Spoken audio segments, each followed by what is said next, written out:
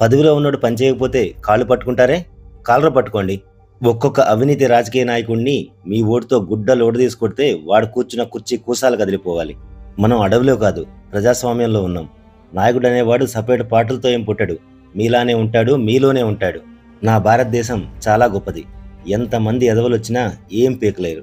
మనం రోజు చూస్తూనే ఉంటాం కదా, పొగ తాగటం ఆరోగ్యానికి హానికరం. సిగరెట్ కాలిస్తే నాకు క్యాన్సర్ వస్తుంది, నేను పోతా, నా కుటుంబం రోడ్డున పడుద్ది. ఒక్క ఎదవ సిగరెట్ నీ కుటుంబాన్ని రోడ్డున పడేసిందంటే, ఒక్క ఎదవ రాజకీయ నాయకుడు అధికారంలో కూర్చుంటే కొన్ని వేల కుటుంబాలు రోడ్డున పడతాయి, దేశం రోడ్డున పడుతుంది. మిత్రమా, ఇప్పుడు నీ టైం వచ్చింది. ప్రతి రాజకీయ నాయకుడు నీ కాళ్ళ దగ్గరికి వస్తాడు ఓట్లు అడుక్కోవడం కోసం.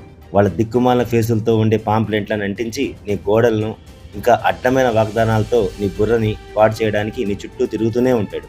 కానీ ఈసారైనా నువ్వు మారు. వాడిచ్చే డబ్బులకో లేదా ఫ్రీ ఫ్రీ అనే ఆఫర్లకో లొంగకు. ఈసారి వాడి వాగ్దానాలకు లొంగిపోకు. నీ దేశం కోసం, నీ కాలనీ కోసం 5 నిమిషాలు కేటాయించు. ఉన్న సమస్యలన్నీ ఒక కాగితం మీద నోట్ చేయి. ఆ పేపర్ నీ జేబులో పెట్టుకో. ఒక 100 రూపాయలు ఖర్చు పెట్టి నువ్వు రాసుకున్న నీ కాలనీ సమస్యలను ఒక బ్యానర్గా ప్రింట్ చేసి నీ గేటుకి కట్టేయి. అందులో ఇది ఖచ్చితంగా రాయి. ఎవడైతే ఈ సమస్యల్ని క్లియర్ చేస్తాడో వాడికే ఈ ఇంటికి వచ్చి ఓటు అడుక్కునే హక్కు ఉందని చెప్పు.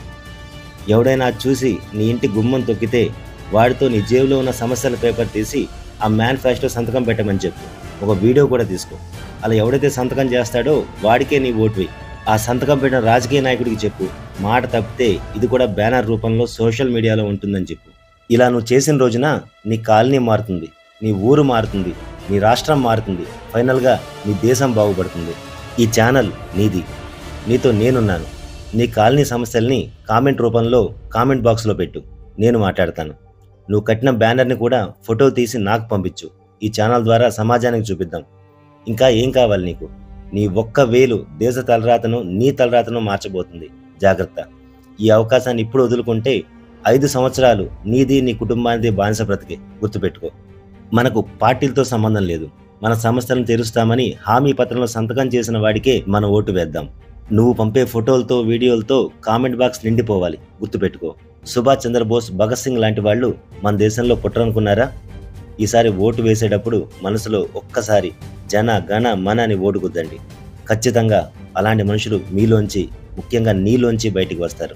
నా మెయిల్ ఐడి నీ కామెంట్ బాక్స్లో మొదటి కామెంట్లో ఉంటుంది, చూసుకో. ఒకవేళ నీ సమస్య పెద్దదైతే ఈమెయిల్ ద్వారా నాకు పంపించు.